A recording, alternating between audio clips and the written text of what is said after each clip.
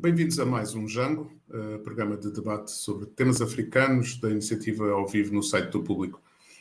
Depois de termos falado da corrupção em Moçambique no programa anterior, neste vamos falar de Angola, de censura política, de uma Angola ainda mais amordaçada em termos de panorama mediático, parafraseando o título de um livro de um dos nossos convidados de hoje. Com eleições em 2022, Angola está hoje ainda mais privada de veículos de informação independentes que no tempo de José Eduardo dos Santos, sem grupos privados de peso, com as televisões controladas pelo Estado. É uma crise económica que impede veleidades a quem se quer aventurar num jornalismo independente. Há pouco espaço para jornalismo equidistante que não seja apenas reflexo do que faz o governo e o partido no poder. Só assim neste cenário se percebe que os dois principais canais de televisão, TPA e TV Zimbo, tenham anunciado um boicote às atividades do principal partido da oposição, porque os seus jornalistas foram insultados por pessoas que estavam numa manifestação da UNITA, episódio que a liderança do partido repudiou. Os dois canais acabaram por voltar atrás no seu boicote, mesmo se há quem defenda que o melhor mesmo é que mantivessem esse boicote, pois assim não disfarçavam o facto de realmente não cumprirem as atividades da oposição, a não ser para conseguirem um ângulo que permita atacar esses mesmos partidos da oposição. Na verdade, a inexistência da imprensa independente é em si uma crise política, uma crise da democracia, do qual a liberdade de imprensa é um valor fundamental. Para falar deste tema, tenho connosco dois convidados.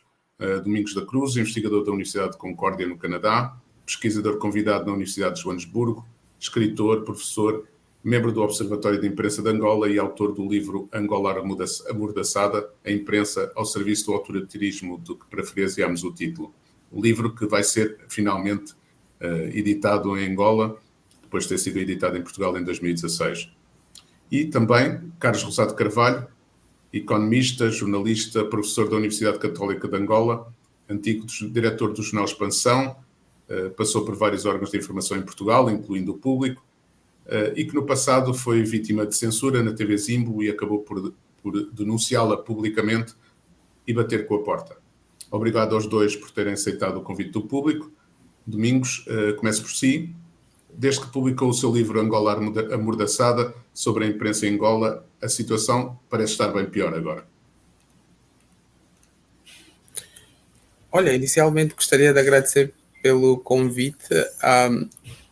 Eu diria que, do ponto de vista da percepção geral, em termos, digamos, psicológico, no plano coletivo, depois da chegada de João Lourenço, digamos, ao poder, terá havido uma espécie de sensação generalizada de melhoria, mas isso não passa mesmo de sensação, que de alguma forma induz as pessoas em erro, inclusive organizações internacionais com patrocínio também da imprensa, diríamos até em Portugal, tentaram dizer que Angola estava a caminhar bem, e houve alguns relatores internacionais que terão feito uma melhoria relativa do ponto de vista,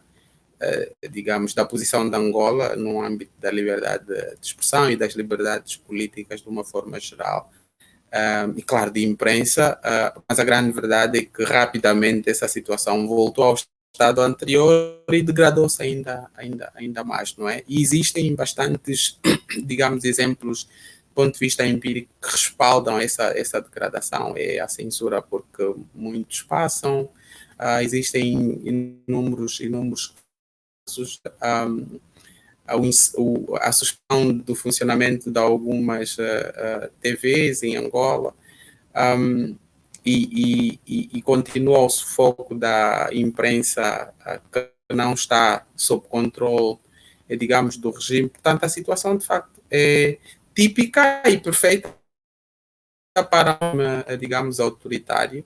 E permita-me adicionar um elemento de natureza analítica. O grande problema quando se faz uma abordagem liberdades e garantias fundamentais no contexto de Angola de uma forma geral, e aqui especificamente olhando para a liberdade de imprensa e de expressão, tem havido um grande erro do ponto de vista metodológico, tanto a nível interno quanto externo. Tenta-se pedir, digamos, àqueles que têm cargo de responsabilidade pública para que possam garantir o exercício desses direitos. É um erro. Eu não posso esperar, por exemplo, que em Cuba haja liberdade de imprensa, que na Coreia do Sul ou na Rússia haja liberdade de imprensa e o exercício de outros direitos fundamentais. Porque a natureza destes regimes é exatamente a inexistência destas liberdades, não é? Sob pena de estarmos a fazer uma análise, diria, pueril. Não havendo liberdade é demonstração de coerência sobre a natureza do regime e a cultura política que está lá instalada.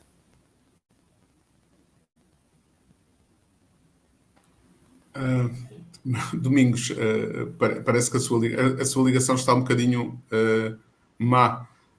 Está a arrastar a imagem, a congelar e a falar assim um bocadinho rápido ou lento, mas vamos ver se melhora a ligação. Carlos, sentiu na pele o que é a censura em Angola, com o fim do seu direto ao ponto na TV Zimbo, a acabar em consequência disso. Para alguém que escreve, dirige, comenta nos mídias angolanos há muitos anos, já tinha passado por uma situação semelhante ou esta foi a sua estreia? Está sem som. Boa tarde, António. Boa tarde, Domingos. E boa tarde a quem nos está a ver. Não, António, eu já sou trirrepetente, pelo menos em matéria de censura. Há uma censura que nunca é censura, mas que de alguma maneira existe, que é a circunstância de não convidarem as pessoas e não me convidarem a mim para os órgãos públicos quando sabem que eu não estou alinhado com o governo. Há muitos casos em que eles sabem que as minhas opiniões coincidem com as do governo e convidam. Agora menos, mas convidaram.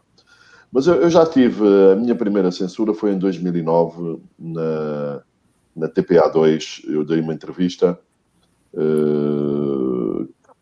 para um espaço de entrevistas da TPA2, incluindo os técnicos que estavam a gravar, os câmaras, etc. Gostaram muito da entrevista. Depois eu perguntei, quando acabou a entrevista, perguntei à jornalista se ela ia passar. Ela disse-me que sim, que não tinha problemas nenhuns. Mas depois recebi um telefonema de alguém, ou por outra, fui eu que telefonei para alguém, convidando para a apresentação de uma revista da Exame, de que eu era diretor fundador. E essa pessoa, não sei o que é que pensou, disse-me: pois, houve uns problemas técnicos com a tua entrevista e, portanto, não pode passar. Mais tarde, agora, em 2014, no final de 2014, quando estava a ser apresentado o Orçamento de Estado para 2015, eu fui convidado para a TPA também. Participei num debate com o então Secretário de Estado do Orçamento, Alcides Safeca, com o então Secretário de Estado do Planeamento, Pedro Luís Fonseca, com Diógenes Oliveira do MPLA e outra responsável da UNITA. Fizemos a gravação, disseram que passava e também não passou. Portanto, é pelo menos a terceira vez. Mas é o seguinte, agora, na minha atividade, eu fui diretor da Exame, sempre escrevi o que quis. Eu fui diretor do Expansão, sempre escrevi o que quis. Fui agora, mais recentemente, diretor de informação do mercado e sempre escrevi o que quis. Portanto, eu nunca tive problema. Eu fui censurado em órgãos públicos, noutros mídia, mas em jornais e revistas que eu dirigi, eu nunca tive problema absolutamente nenhum de censura. E, portanto, sempre escrevemos. E é preciso dizer que, em Angola, eu concordo com aquilo que o Domingos disse, ou uma parte daquilo que o Domingos disse, mas, portanto, a censura é nos órgãos públicos. Os órgãos privados podem fazer aquilo que quiserem, desde que queiram. Houve, em 2012, compras de órgãos de comunicação social privados. E agora a diferença é que agora não houve compras, houve encerramentos de órgãos de comunicação social privados, sobretudo televisões, que é isso que preocupa o governo.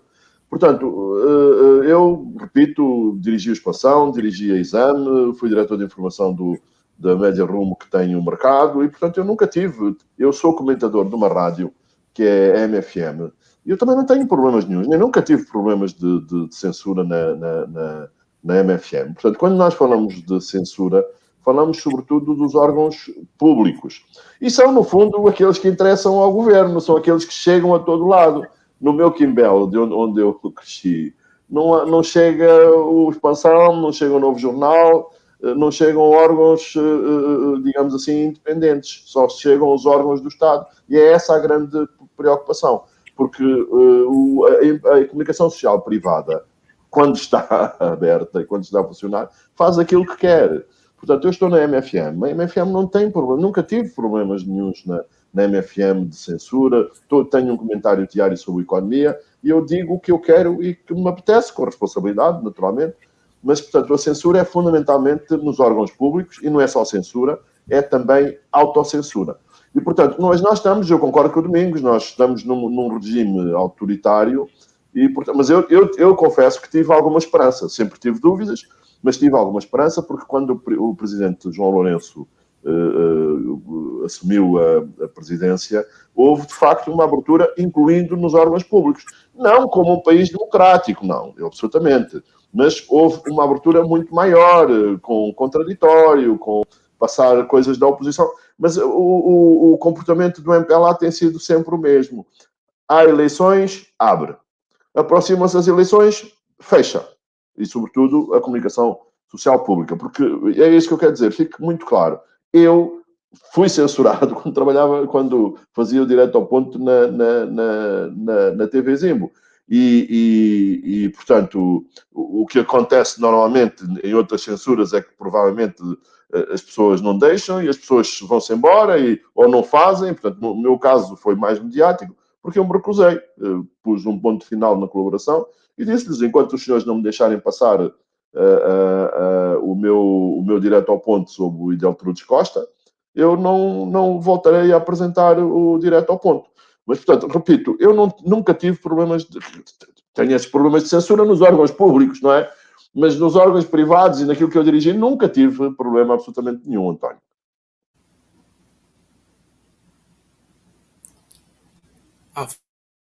Tendo atenção que há menos... Estou aqui. Peço desculpa que estava com o microfone desligado. Mas o facto, Carlos, o facto de haver menos órgãos de imprensa privados também faz com que essa censura seja mais importante, porque lá está, porque há menos órgãos onde poder passar essa opinião.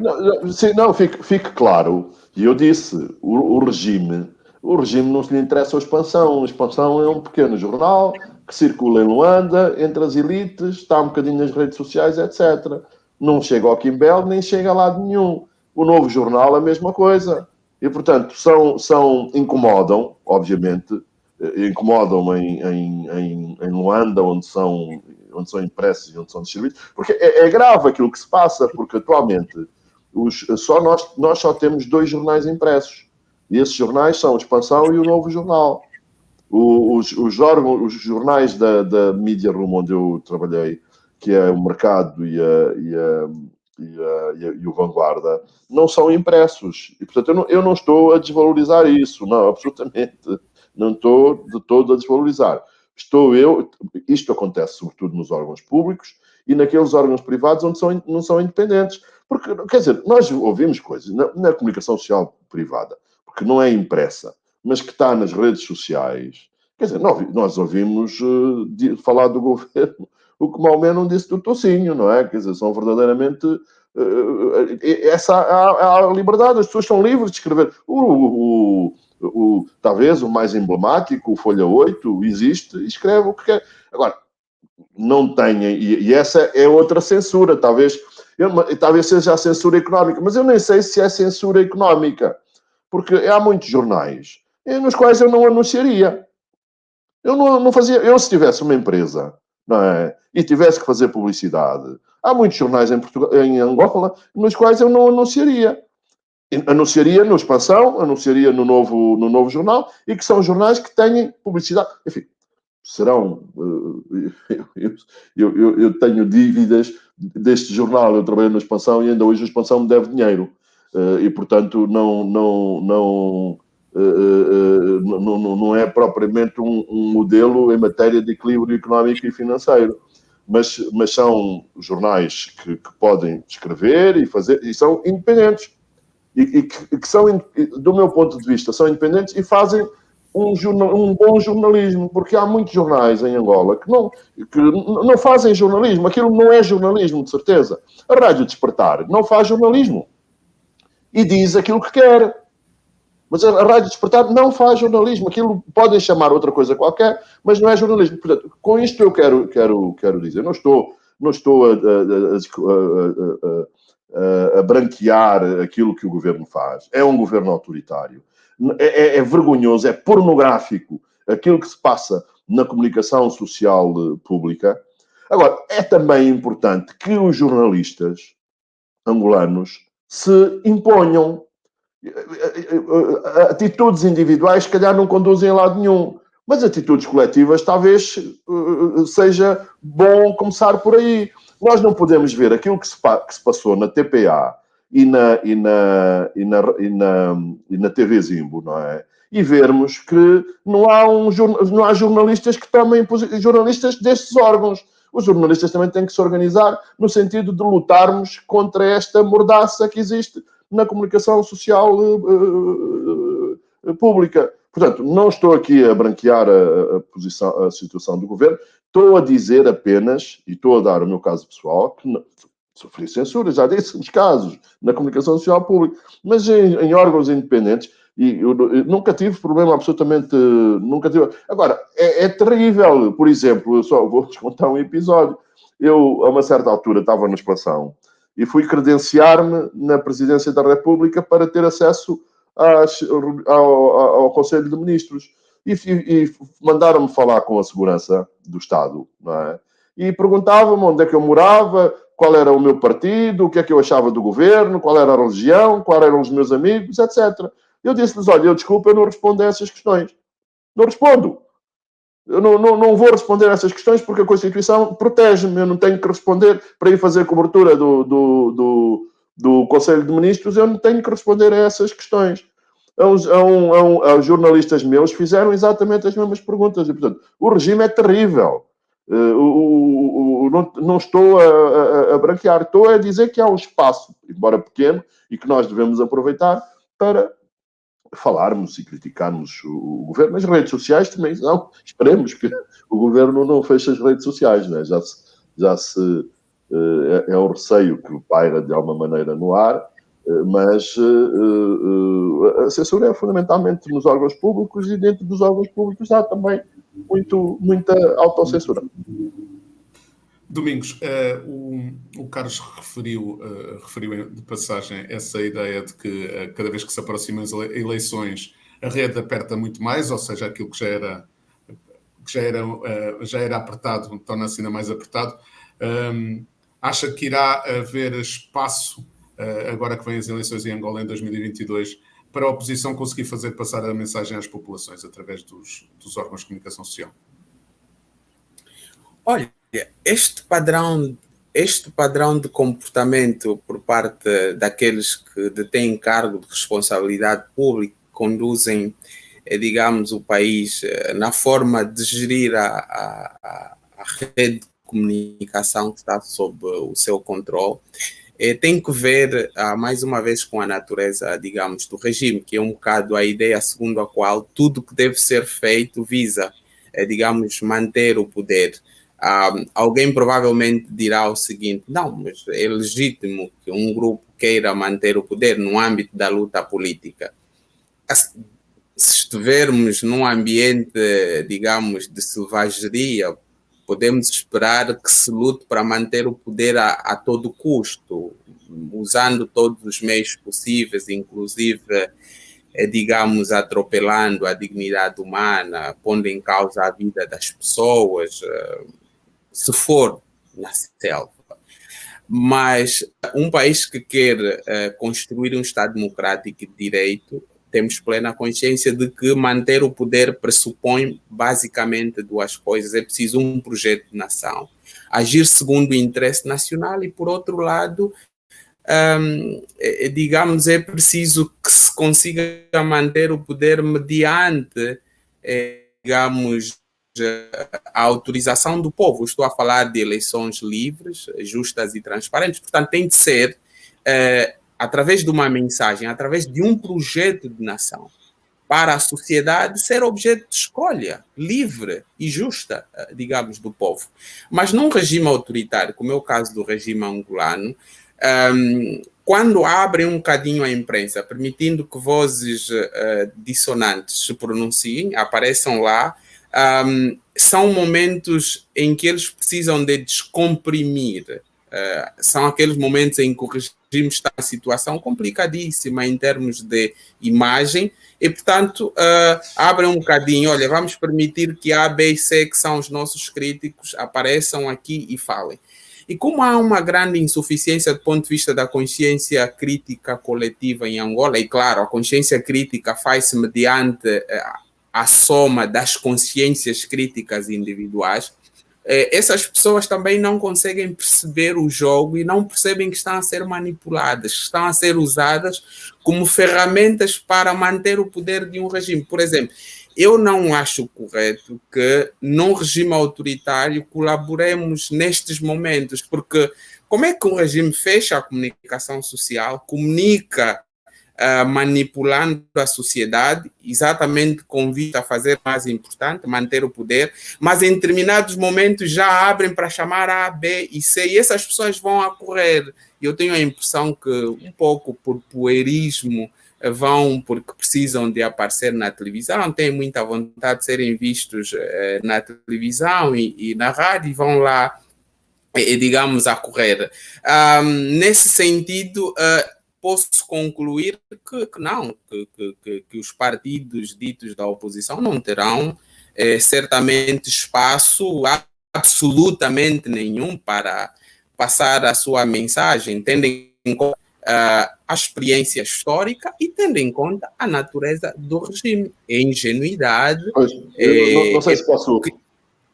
Esperar que o regime abra espaço para que a oposição, digamos, possa passar a sua mensagem. Estendendo um bocadinho o argumento, estabelecendo uma ponte com o que o Carlos Rosado disse há pouco, gostaria simplesmente de dizer o seguinte: lembremos que o Expansão e outros órgãos sobre os quais o Carlos Rosado fez referência, que atuam em Luanda e que agem mais ou menos de forma livre, alguns têm também, digamos, mãos de gente do regime. Talvez isso ajudasse, precisamos lembrar, talvez isso ajudasse que os jornalistas nesses órgãos agissem de forma mais, digamos, mais à vontade. Mas é preciso lembrar também que, do ponto de vista técnico, quando se analisa o controle da comunicação social, o amordaçamento da comunicação social, o padrão internacional de análise identifica vários eixos. Um dos eixos é o controle tecnológico, ou seja, eu posso não perseguir jornalistas individualmente, mas posso controlar os órgãos de comunicação social mediante controle da tecnologia. Vou dar um exemplo simples para fechar o argumento sobre o controle tecnológico. Nós temos gráficas todas no país detidas por elementos ligados ao MPLA, ao regime. E há jornais que, quando em vez não conseguem imprimir porque tem um destaque, porque tem um assunto que incomoda o regime. O Folha 8 já passou por situações destas e outros jornais também. Há também o controle econômico. A nossa lei de imprensa é muito interessante. Ela recomenda que o Estado apoie tanto a imprensa pública quanto privada. Mas o que nós assistimos em Angola é que a imprensa pública tem direito a tudo, claro, porque ela está ao serviço do regime de interesse, digamos, do grupo dominante. A imprensa não recebe aquilo que lhe é de direito que estabelece a própria lei de imprensa. Simplesmente o governo não faz absolutamente nada com vista a apoiar estes órgãos e, portanto, estão numa situação difícil, empobreceram esse setor de instituições e também, claro, a própria classe que está numa situação complicadíssima. E, por outro lado, há o chamado controle político que, no fundo, passa em todos esses eixos de controle. E quando olhamos para o controle político, a Rádio Eclésia, por exemplo, em determinados momentos, sabemos a relação que um dos diretores, que já não é atualmente, o Quintino Candães, teve com o regime. Eu não gosto de fazer referência a questões sobre as quais eu estive envolvido, mas a grande verdade é que, infelizmente, é conhecido publicamente a pressão e as conexões do regime com o antigo diretor da Rádio Eclésia inviabilizavam que certas pessoas pudessem emitir os seus pontos de vista ao nível, digamos, da Rádio Eclésia. Portanto, não vejo qualquer possibilidade deste abrir para a oposição a partilhar as suas ideias. E, por outro lado, sabemos que o INACOM interfere, por exemplo, no sinal de rádios privadas que não estão sob controle do regime. É o caso da Rádio Despertar, cujo sinal permanentemente o INACOM inviabiliza que chegue para além dos limites, ou melhor, que chegue até a certos espaços de Luanda, feita, digamos, de forma propositada, uma situação dramática, e é uma pena que um país com tanto potencial como Angola continue tal como está. Carlos, queria intervir quando o Domingos estava a falar. Pois, não, quer dizer, eu discordo do Domingos naquilo que ele diz, que é, nomeadamente, quando o regime está aflito, aperta. Abre, que é... Não, isso não tem nada a ver. O regime abre a seguir às eleições. Depois de ganhar as eleições, abre. E quando se aproximam as eleições e começa a perceber que, se continuar aberto, vai perder, é que aperta. Esses são os factos, é isso que acontece. Quanto à circunstância das pessoas, portanto, são atitudes, as pessoas têm infelizmente, nós não vivemos num regime democrático, mas somos democratas, não é? E, portanto, podemos ter opiniões diferentes. Quando o Domingos diz que as pessoas não devem ir, eu acho exatamente o contrário. Acho que as pessoas devem ir. Justamente, quando são convidados, eu vou. Eu, quando me convidam, eu vou. Enfim, naturalmente, dependendo, se eu for para lá, para coisa, mas eu vou. E não tenho propriamente necessidade de aparecer. Eu já sou suficientemente conhecido, não preciso de aparecer. E vou, sim senhora, porque acho que é melhor. Imaginem que o Liberty Chiaca, que é o presidente do grupo parlamentar da UNITA, não tivesse aceito o convite para ir à TPA para ser entrevistado. Ele foi e fez muito bem, porque teve ali, aproveitou o palco que teve, justamente para denunciar uma série de coisas. E, portanto, essa coisa de que o regime, então, e vamos fazer uma revolução, não, nós devemos fazer. Devemos ir quando nos convidam, se nós acharmos que podemos, de alguma maneira, ser úteis.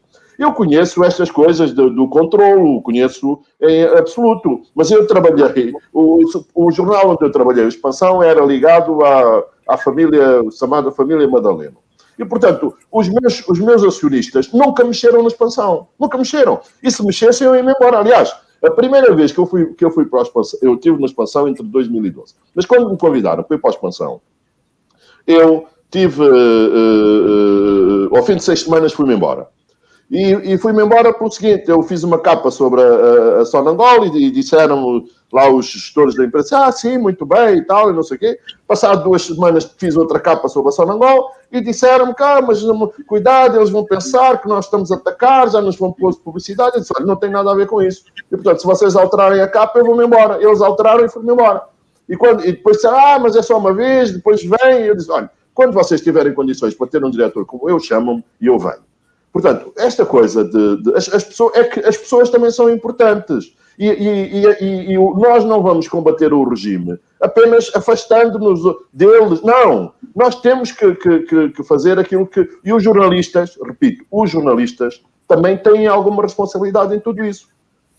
os jornalistas têm alguma responsabilidade em tudo isso, porque nós precisamos de nos organizarmos e resistir. E resistir faz parte da resistência. Agora, eu também não tenho noção, não sou ingênuo, não é? Eu sei que, eventualmente, posso ser instrumentalizado no sentido de dizer, olha, vocês estão a ver, vocês dizem que as pessoas não falam, mas o Carlos está sempre a falar. E aparece sempre e diz as coisas. Eu tenho essa noção, que em algumas circunstâncias nós somos úteis ao regime. Mas quem é jornalista, António? Tu és jornalista, sabes muito bem. Nós somos instrumentalizados não apenas pelos regimes e pelos governos, mas por toda a gente. Eu faço jornalismo de economia e muitas vezes somos instrumentalizados pelas empresas. Quando nós temos uma notícia, normalmente essas notícias, ou em alguns casos, essas notícias interessam a alguém. Eu vou deixar de dar a notícia porque eu sei que interessa a alguém. Portanto, há aqui uma... Agora, tenho consciência disso. Eu, quando estava na Exame, houve uma... A Exame era do grupo Média Nova, que é agora da TV Zimbo. E eu sei que algumas que era impressa na Damer, que era do mesmo grupo, não é? E sei que liam os meus editoriais, liam essas coisas todas, mas eu nunca mudei um editorial por causa daquilo que me disseram. Portanto, há também esta resistência que nós temos que fazer. E a resistência não é não ir, pelo contrário. Convidam-nos, vamos, aproveitamos o palco para saber. Eu ainda aqui há dias convidaram-me para ir à Rádio Nacional de Angola, porque sabiam, era uma coisa sobre o BNA e as filas nos multicaixas, etc. Como sabia que eu estava alinhado com o discurso que eles queriam passar, convidaram, mas eu não fui. Portanto, quer dizer, tudo isto é assim, nós vivemos num país, é o nosso país, e temos que, de alguma maneira, resistir. Mas, portanto, repito, eu não estou aqui a branquear o regime. Porque o regime, naturalmente, eles querem lá... O Expansão pode dizer muitas coisas, ou o Novo Jornal, que é digamos assim, mais político, e tem feito algumas denúncias importantes. E tem repercussão, porque o Novo Jornal não chega ao Quimbel, mas o Novo Jornal está nas redes sociais, as pessoas partilham nos grupos do WhatsApp, partilham no Facebook, partilham no Instagram, partilham essas coisas todas, e, portanto, de alguma maneira, a mensagem chega. Agora, num país que tem 25% de penetração de internet, é óbvio que não chega a toda a gente. Mas chega, e essa é importante, chega, por exemplo, aos centros mais importantes. O Luanda tem 8 milhões tem 25%, entre 25% e 30% da população de Angola. Os resultados onde o MPLA as províncias onde o MPLA tem piores resultados são aquelas onde a informação chega. E, portanto, precisamos de continuar. Agora, repito, é o seguinte, existem, António, saberás, todos nós sabemos, a comunicação social e do ponto de vista económico tem problemas em todo o lado do mundo, ou em quase todo o lado do mundo. E aí há, de facto, uma concorrência muito desleal. É porque o dinheiro dos contribuintes é usado para financiar enfim, eu agora não sei o nome, não sei de cor, mas são 50, 60 milhões de dólares anuais para financiar a comunicação social pública. A TPA, a Rádio Nacional de Angola, o Jornal de Angola e a Angop, e agora as novas TPAs, que é a Zimbo e também a TV Palanca. Mas, portanto, eu acho que esta resistência, e discordo do Domingos aí, acho que sim, que as pessoas devem aproveitar as oportunidades, entre aspas, que lhes dão para fazer o seu papel e para aproveitarem o palco e para dizerem aquilo que tem que ser dito e combater no sentido da democracia.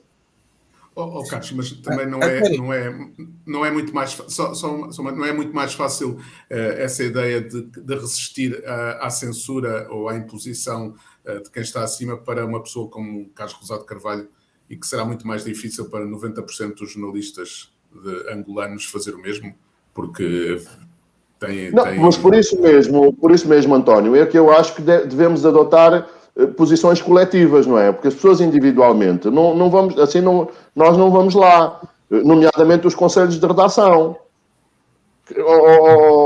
António, enfim, como eu trabalhei muitos anos em Portugal, em vários órgãos de comunicação social em que tínhamos e têm conselhos de redação, e que muitas vezes até assumiam posições divergentes da direção do jornal. posições coletivas. E, portanto, é isso que nós devemos fazer. Devemos implementar os conselhos de redação, porque posições individuais pode ser uma ou outra pessoa, mas não vamos lá, tem que ser posições coletivas. E, portanto, os jornalistas têm que... Agora, têm problemas, claro que sim. Eu vim-me embora porque não me pagavam. E, portanto, não era apenas a mim que não me pagavam.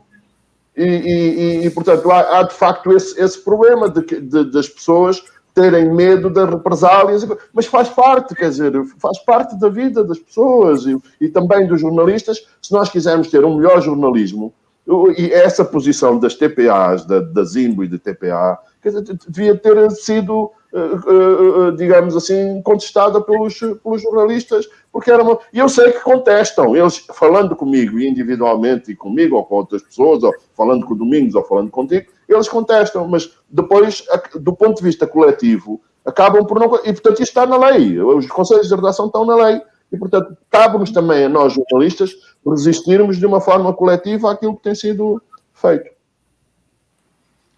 Domingos ia intervir? Sim, só gostaria de sublinhar um pormenor que o Carlos fez referência, no sentido de concordar com o facto de chamar a atenção à necessidade de haver essa luta coletiva, não é? Do Paulo Freire gostava de dizer que não nos salvamos sozinhos, efetivamente sim, e isso ajuda-nos também a chamar a necessidade de responsabilização, né? O que se está a passar em Angola normalmente coloca-se sempre na perspectiva da vítima, ou seja, os jornalistas são vítimas do sistema. Não é bem assim. Alguns sim são vítimas, mas outros não são vítimas, outros são colaboradores do sistema. Eles gostam do sistema e gostariam que o regime continuasse porque beneficiam-se da forma como o país foi construído do ponto de vista da sua cultura política, da linha política. A gente que é o que é em Angola hoje, do ponto de vista econômico e social, graças à forma como aquele regime foi construído e como essas pessoas deixaram-se usar como instrumento de serviço do regime. E estes não gostariam, digamos, que as coisas mudassem. E, portanto, esses não são parte da tragédia da Angola. E é preciso, então, separar as águas. Quando chamamos a atenção para a luta coletiva, é a luta das vítimas. Mas há o outro lado que não são vítimas. Dizia eu que colaboram, de facto, com o regime. Por outro lado, há um elemento que eu costumo chamar do jornalismo do submundo. Há um jornalismo do submundo feito por gente que, usando as palavras certas, não tem um mínimo de sentido de dignidade, de honra, de ética, para não falar já da deontologia jornalística. Portanto, pessoas que fazem tudo e mais alguma coisa em nome do regime para beneficiar-se. Deixa citar um elemento que é grave, isso está tanto na privada quanto na pública. Há jornalistas angolanos que têm nomes em folha de salário de ministérios, de governos provinciais, para não escreverem, para não falarem sobre determinadas instituições. Eles têm acordo com ministros, com vice-ministros, e há uns, inclusive, ao final do ano, aquele cabaz que é dado de Natal aos funcionários de cada ministério ou partições provinciais ou municipais, há determinados jornalistas que também beneficiam disto. A troco de quê? A troco de vassalagem, de se prestarem como instrumentos ao serviço de pessoas e do regime de uma forma geral. Por outro lado, Antônio, é importante também, quando analisarmos a situação em que a imprensa angolana se encontra, olharmos para a luta mais invisível que o governo faz de bloqueio do exercício da liberdade de expressão, sobretudo no mundo digital. No cyberespaço, o governo angolano tem tecnologia para bloquear sites inviabilizar a velocidade digamos, de acesso aos sites. E isto está estudado. Portanto, há um relatório recente da Freedom House e outro que terá sido feito por especialistas da Universidade de Nairobi, no Quênia, que, mediante medições, identificaram sinais claros, evidências de como o regime angolano está a usar tecnologia escuda da China para bloquear sites, inviabilizar o acesso rápido a determinados, particularmente o Clube K. O MAC Angola, já sabemos, durante muito tempo foi alvo de ataque cibernético, e uma instituição independente a partir dos Estados Unidos terá identificado isto mesmo. É verdade que hoje o MACA está mais tranquilo, menos incômodo, mas antes foi alvo, digamos, de ataque cibernético vindo do próprio regime. E quando o Carlos falava sobre o facto de ali onde há a maior informação é nestes lugares, nestas regiões onde o resultado eleitoral pende ao desfavor do MPLA. A grande verdade quer dizer que no contexto de Angola nem sequer podemos ter uma análise de resultados eleitorais por uma razão bastante simples. Categorias como, por exemplo, praças eleitorais, bastiões eleitorais, por exemplo, como é que eu direi, a não participação dos eleitores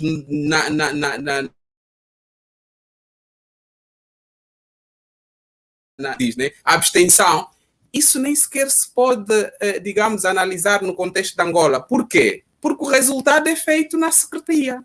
E foram os próprios, digamos, comissários da CNE que nas eleições passadas, por exemplo, disseram: nós não sabemos onde estão a sair esses resultados. Como é que nós podemos analisar qual é a região em que o partido A e B tem mais eleitores?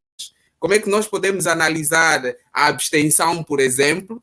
Não é possível, porque o resultado não é fruto da vontade, da escolha das pessoas, é um resultado feito num bunker, administrativamente. E foram os comissários da CNE que denunciaram isso. E, portanto, nesse sentido, nem sequer podemos falar de resultados eleitorais baseados na escolha das pessoas em função das menos informação. Acho que era importante, digamos, sublinhar este menor. Pois, Domingos, é o seguinte: existem resultados. Eu consulto os resultados. Eu tenho resultados município a município de todo. Agora, é o seguinte, e há também esse discurso. Eu digo isso, eu sou uma pessoa, ou pelo menos considero-me suspeito, eu sou jornalista, tenho que analisar as coisas dos dois lados. A verdade é que a oposição disse-nos a nós que nas eleições de 2017, que tinha uma contagem, que o MPLA não ganhou as eleições, mas depois, chegada a hora da verdade, foi incapaz de apresentar qualquer contagem paralela. Portanto, Domingos, nós também somos responsáveis. Nós temos que estar organizados, temos que estar nas mesas e eu não, porque eu não sou de nenhum partido, não é? Mas a verdade é a seguinte: sabe o que é que eu fiz? Eu na mesa onde eu votei, eu fui lá depois, vi a ata assinada por todos e vi a ata fixada na secção de voto em 2017. Eu fiz isso. E, portanto, porque é que a oposição não faz? Eu não tenho que fazer, porque eu não sou de nenhum partido. Mas a oposição tem que fazer. Porque, mais uma vez, eu não estou aqui a branquear, sou suspeito de gostar do regime. Mas a verdade é essa, nós também temos que ter, não é só dizer isto e aquilo e aquilo outro, que os resultados são fabricados, porque é o seguinte: existem dados. Por acaso, agora, Domingos, se tu fores ver a CNE, agora não tens resultados, mas eu sou uma pessoa atenta, e quando foram divulgados, eu tenho os resultados município a município do país todo, na minha base de dados. Se quiseres, eu dispenso-te. Se quiseres, eu posso dispensar essa base de dados que eu tenho, que têm todos. E, portanto, quem não tem cão, caça com gato. Portanto, nós temos que contestar o regime. E é um facto, Domingos, é um facto que os locais onde sejam aldrabados ou não os resultados, haja ou não fraude, o que eu estou a dizer é um facto. Onde é que o governo teve pior votação? Um dos casos foi Luanda. Onde há mais informação, foi Cabinda, foi Benguela, não tenho agora aqui bem presente, e portanto é isso. Nós temos que analisar com aquilo que nós temos, que nós quisermos contestar alguém, nós temos que contestar assim. E a verdade é que a oposição disse, não, estas eleições foram fraudulentas. Aliás, agora, o próprio governo está agora a reconhecer que o apuramento não foi municipal, foi só um apuramento nacional. Mas isso do apuramento... Nunca aconteceu. Mas é Domingos, o apuramento não é o apuramento, é a soma dos resultados. O apuramento é feito em cada mesa. Portanto, nós temos desconfianças e razões para desconfiar da forma como as coisas são feitas aqui em Angola. Mas é o seguinte, mas a oposição também tem que se organizar no sentido de...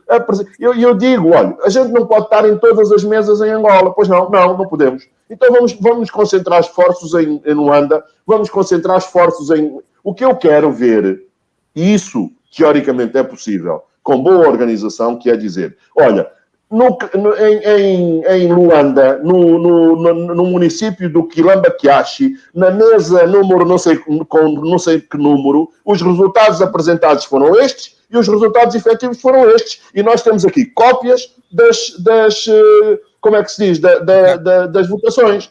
Eu fiz isso na mesa onde eu fui. Eu não sei se tu fizeste, mas eu fiz. Eu votei aqui ao pé de minha casa e depois fui lá e fotografei. Tenho a fotografia. E essa fotografia, por acaso, dos meus resultados, coincidia depois com aquilo que eu vi na CNE.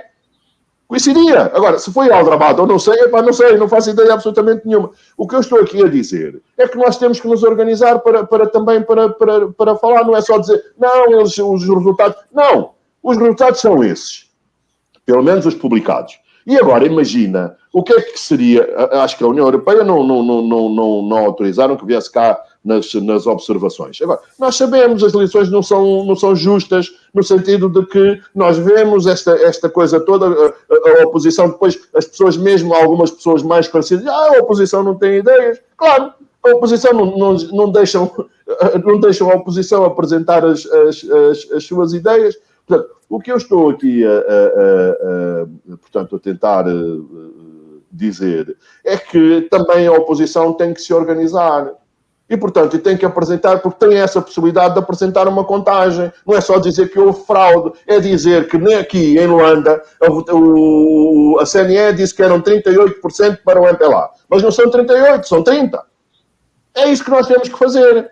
É isso que eu defendo que nós temos que fazer. Agora, todo o resto eu sei dessas interferências. A própria MFM, onde eu estou, às vezes tem interferências. E são interferências cirúrgicas, às vezes em determinados debates.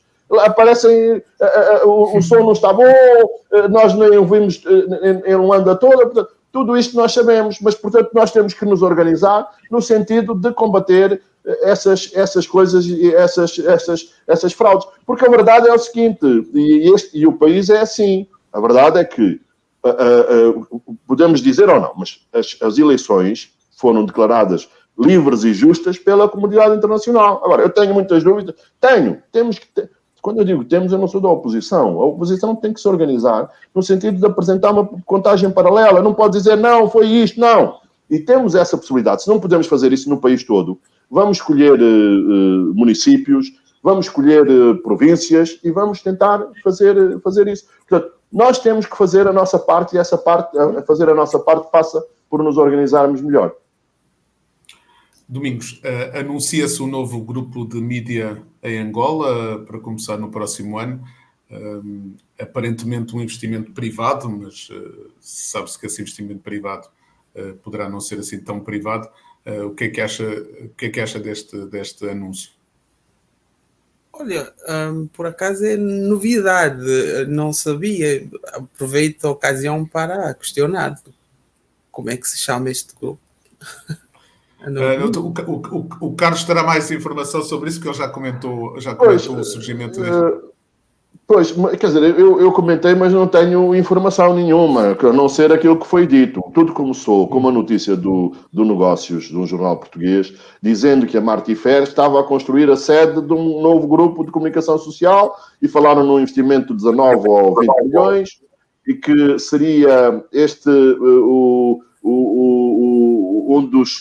Falou-se como acionistas, o Helder Barber, que foi presidente da TPA, e também o Cabral, que é presidente da Rádio Nacional de Angola. Entretanto, foi desmentido que o Cabral seja. Agora, o que eu te digo, António, é o seguinte... Aquilo que eu acrescentava é que a informação que eu tenho é que seria ligado ao presidente da Assembleia Nacional, ao Fernando Pires.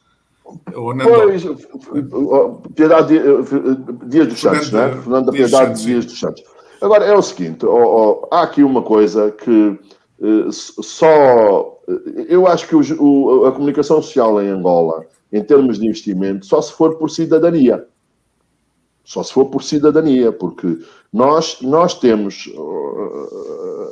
António, eu trabalhei no público entre 2001 e 2006, durante 5 anos. Nós sabemos que o público tem sido aguentado por uma questão de cidadania do grupo SONAI. A comunicação social tem problemas em todo o mundo. Portanto, eu, do ponto de vista da racionalidade, eu começo logo por aí. Investir na comunicação social em Angola, investir 20 milhões, não é seguramente à procura de rentabilidade. E depois temos de rentabilidade para o investimento. Portanto, pelo menos no curto e médio prazo. É o seguinte, em Angola não há uma boa televisão.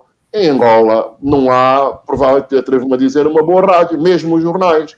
E, portanto, há aqui uma oportunidade ou poderá haver uma oportunidade de investimento. Mas conseguem ganhar muito mais dinheiro em outros setores que não a comunicação social. Portanto, nós temos, ou é alguém que está a fazer um investimento em termos de cidadania, porque acha que a comunicação social em Angola é absolutamente necessária para a consolidação da democracia e, portanto, está, digamos assim, a devolver à sociedade angolana alguma coisa que comprou, ou então a outra hipótese é a hipótese contrária, que é de ser alguma coisa controlada pelo regime. Porque eu não vejo condições, não vejo viabilidade económica e financeira para um grupo de comunicação social. Não existe a publicidade em Angola. Não existe. Não temos estatísticas, não sabemos, mas a comunicação social vive da publicidade. Vivendo da publicidade, se não tem publicidade, nós estamos em recessão há 6 anos. Há 6 anos que nós estamos em recessão. As empresas, muitas vezes, onde cortam primeiro é onde é na publicidade. E, portanto, eu não vejo viabilidade financeira estou eu a dizer, do ponto de vista do investimento. Há outros setores, seguramente em Angola, onde se pode ganhar muito mais dinheiro que não na comunicação social. Portanto, eu só vejo isso destas duas maneiras. Algum cidadão que acha que é importante ter uma boa comunicação social, um bom jornal, uma boa rádio, uma boa televisão e fazer uma gestão apertada no sentido de tentar que a operação seja o mais possível equilibrada, mas que está disposto a perder algum dinheiro, de alguma maneira, como aconteceu com o grupo SONAI. Ou então aqui não há tem outras coisas. Por isso, como eu não conheço os acionistas, não sei quem é que são, a não ser... Nós estamos aqui a especular.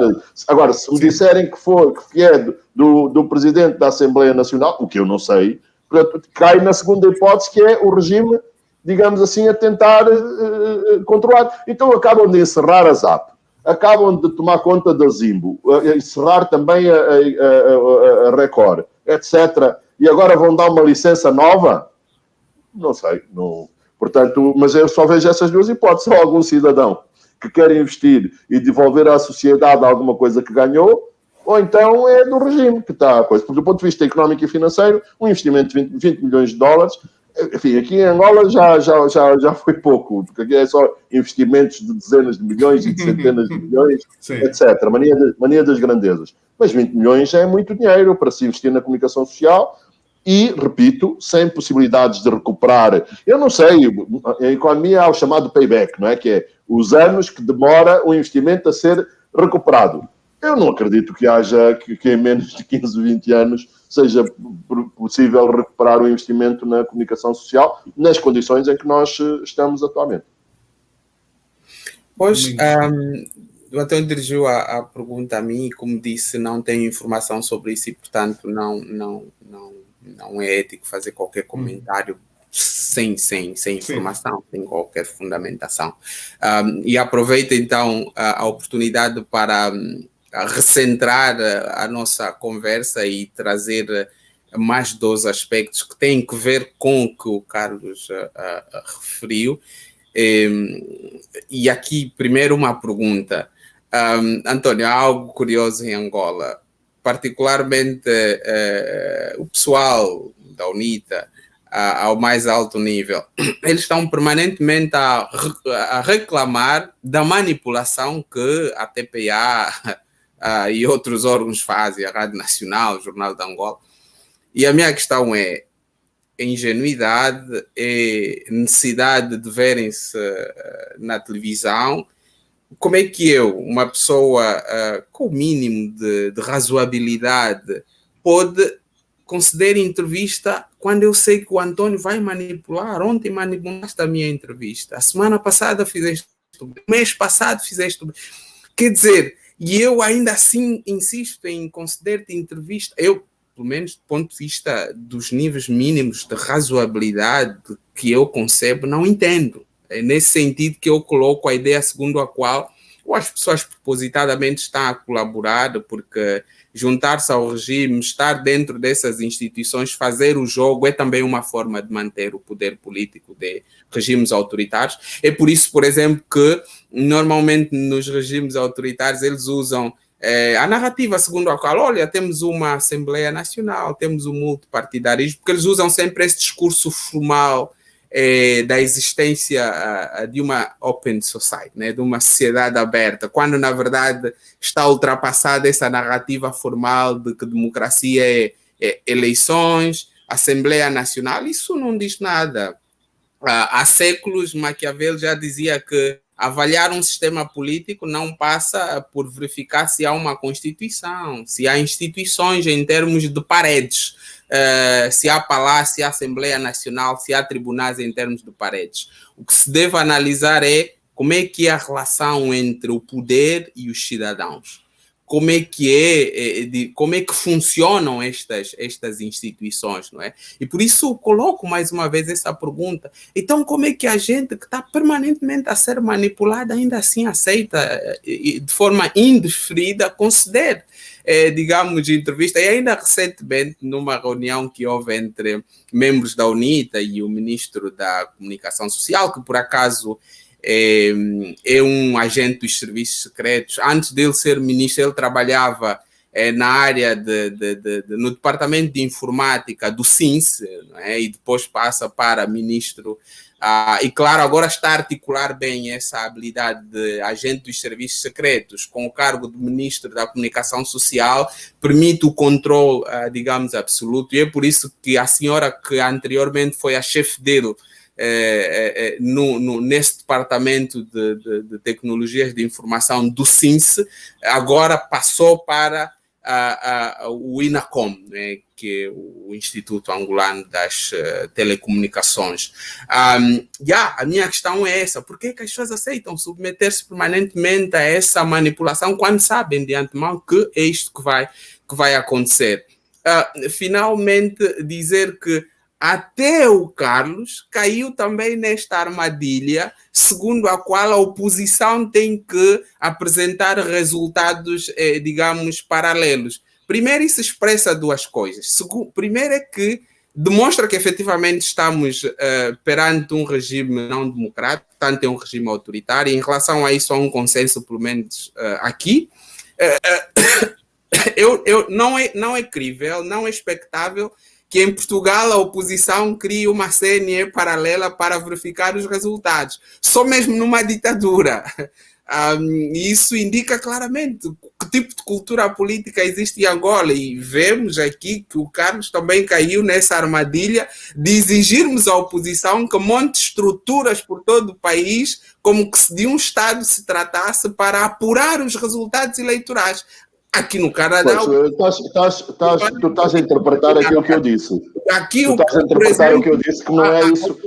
Não foi isso que eu disse. Na Namíbia, a oposição não tem que verificar resultados. Na África do Sul, no Gabão ou no Senegal, a oposição não tem que verificar resultados. Agora, nós, enquanto cidadãos, uma vez que estamos num Estado autoritário, sim, faz sentido preocupar-nos com a verdade eleitoral e tentarmos controlar, mas a grande verdade é que não faz sentido, não é?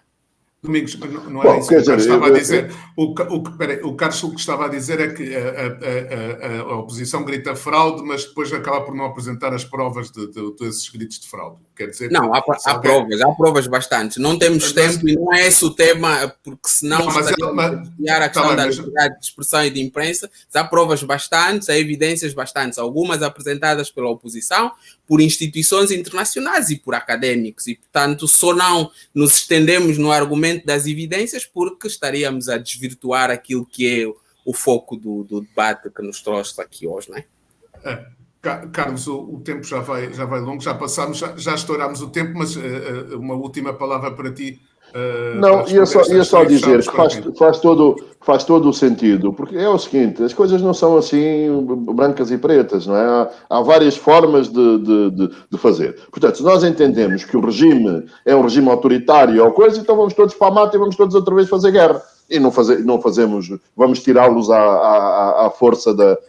Eu não sou adepto dessa estratégia. Estou a dizer, por exemplo, eu já dei o exemplo concreto do Liberty Chiaka, que é o presidente do grupo parlamentar da UNITA, que foi convidado pela TPA e que aproveitou muito bem o seu tempo de antena para desmontar os argumentos todos do MPLA e do governo. Estas coisas de dar entrevistas, por exemplo, há alguém que para já existe sempre essa possibilidade. Eu, por exemplo, que estou habituado a que me manipulem as entrevistas, quando é para gravar, eu não aceito, ok? Se é para gravar, eu não aceito. Se for em direto, eu aceito.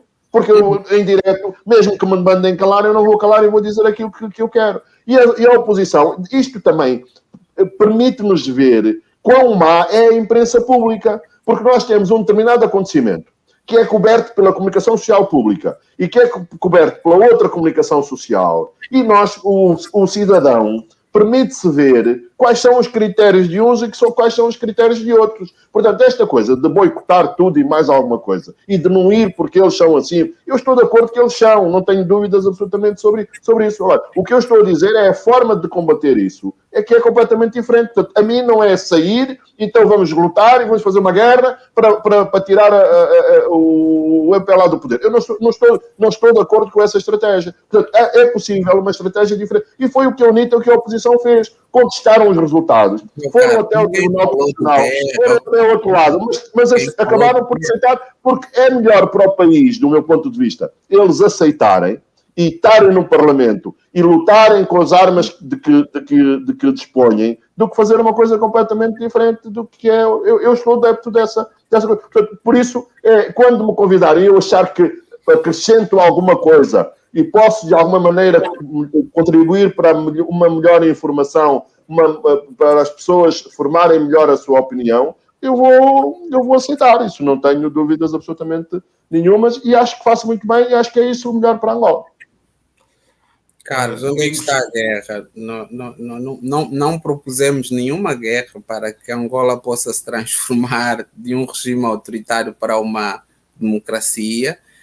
O que propusemos é exatamente o que insisto como sendo a via do pacifismo. O boicote, por exemplo, é algo perfeitamente pacífico e tantas outras técnicas que estão estudadas pelo mundo e que funcionaram historicamente em determinadas cidades e que podem efetivamente funcionar em Angola.